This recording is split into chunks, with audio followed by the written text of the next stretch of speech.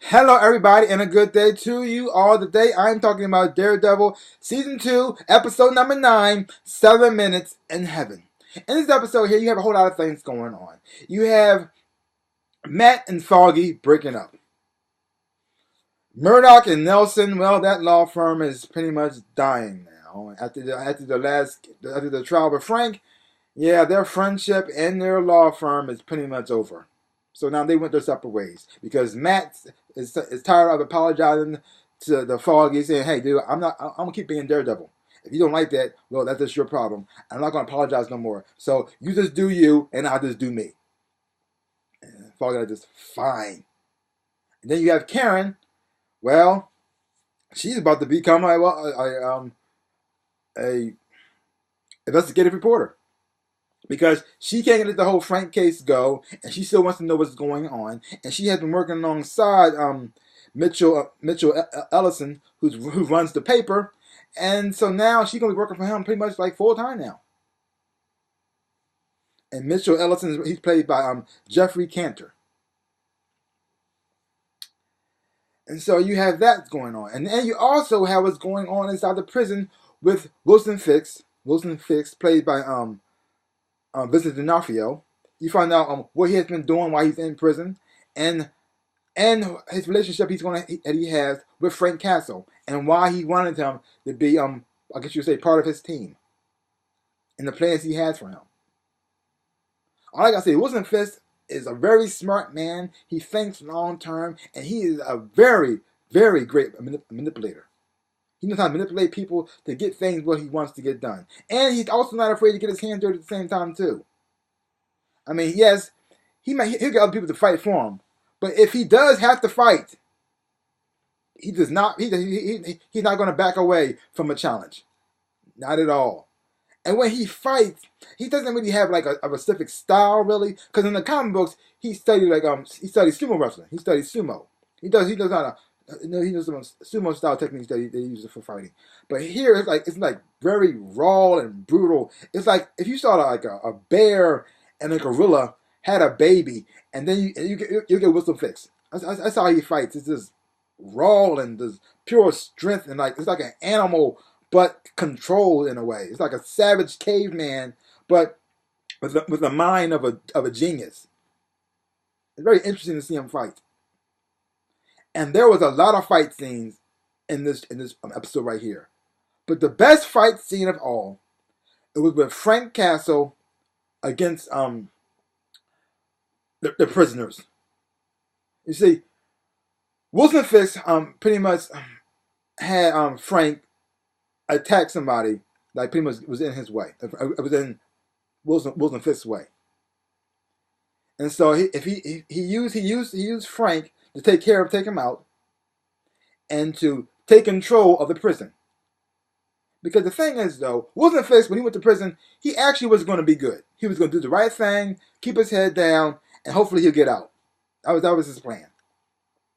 But some people can't help but poke the bear. I mean, they can't let things go. He had to go over to Wilson Fisk and pretty much tell him he was in charge, he was the kingpin, and don't you dare try to step up to me. Like, and once he did that, I said, "Oh man, you're dead. You are dead. You don't know who you're messing with." And Wilson was like this. Okay, fine, whatever. You're in charge. You're the kingpin, right? And so he had to get rid of him, and he had Frank, well, take care of him for him. But then the thing is, though, Wilson is the man who likes to clean up his messes. He decided to pretty much turn on Frank and had the people kill him. But things didn't turn out the way he wanted it to. And I got to tell you, the fight scene with Frank and these prisoners was savage. It was brutal. It was raw. And it was beautiful. Because it proved right then and there why he is called the Punisher. And I have to tell you, it was the most beautiful thing I've seen in my life. Oh my gosh, the way he went through those men, like just like, oh, you see the skill and the training from the military, and the savagery and the hatred and the anger. I was going through him at the time. Like, he is a force to be reckoned with. He is the Punisher, and I just say John Bernthal is killing it on the show. Oh my gosh, if you like the fight scene with Daredevil going down the hallway, and the new fight scene with him going down the stairway, you're gonna love this fight scene. Oh. And it didn't even stop there. He had another fight scene with Wilson Fix. It wasn't as brutal as the Savage as the first one, but it was still fun to watch. And also on this show, somebody makes a comeback. Nabu. Nabu is back from the dead, and he's played by Peter Chinkota. Because why? Because the Hand doesn't fear death. The Hand is not a slave to death. The Hand is a master over death. Because if somebody in their clan dies, they'll bring them back. They bring him back. And Matt finds that out the hard way. The thing about Matt is, that is the problem is, his fear of taking a life. Or his unwillingness to take a life. Even if it is self-defense. I mean, I don't know why he puts this extra pressure on himself, this extra guilt on himself, this extra load on himself. I mean, yes, killing people is wrong. But he doesn't have to go out and kill criminals. If he can avoid it, fine. But if somebody's trying to kill you, it's okay to kill them back. It's called self-defense. Even the police kill people sometimes. Even in the Bible, the thing he holds dear to his heart, they kill people. I don't know why he takes on this extra guilt and pressure not to be this extra saint for some reason. Because he's making his job harder. All he's doing, he's going to be in the hospital more than he has to save people. He's going to, like, some reason he feels as though he has to take the beating himself instead of killing someone. I mean, like I said, he doesn't have to go out and be like the Punisher and just kill every person that he sees. Yes, he can't avoid it, but there are times where you have to take a life. Especially now that he's going up against the Hand, and they are a group of people who death can't hold. So your willingness to just punch him or break some bone, that's nice and all and cute. But these people aren't afraid of death, and death can't stop them. So what you going to do now? Are you going to start killing these people? Because your morals is going to get you killed. This is a group of people who he has never faced before. Hope he doesn't find out the hard way.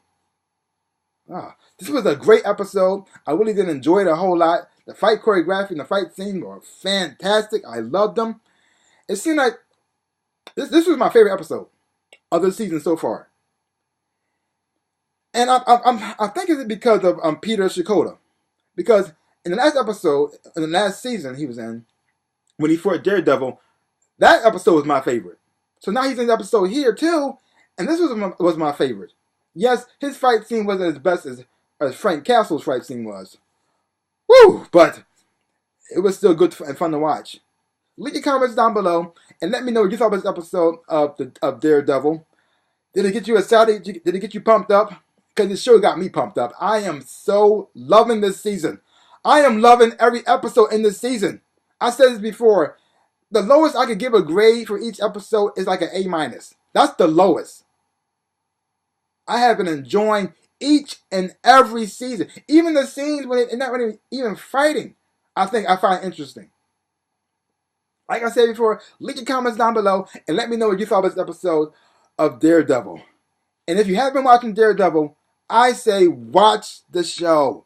I highly recommend it. Check it out for yourself. Don't take my word for it. Hopefully you will enjoy this as much as I do. Well, give my channel a big old like, hit the thumbs up, boom, and subscribe to my channel and share. I really would appreciate it. So like I always say, in my dreams and in real life, I am the Ninja Rabbit.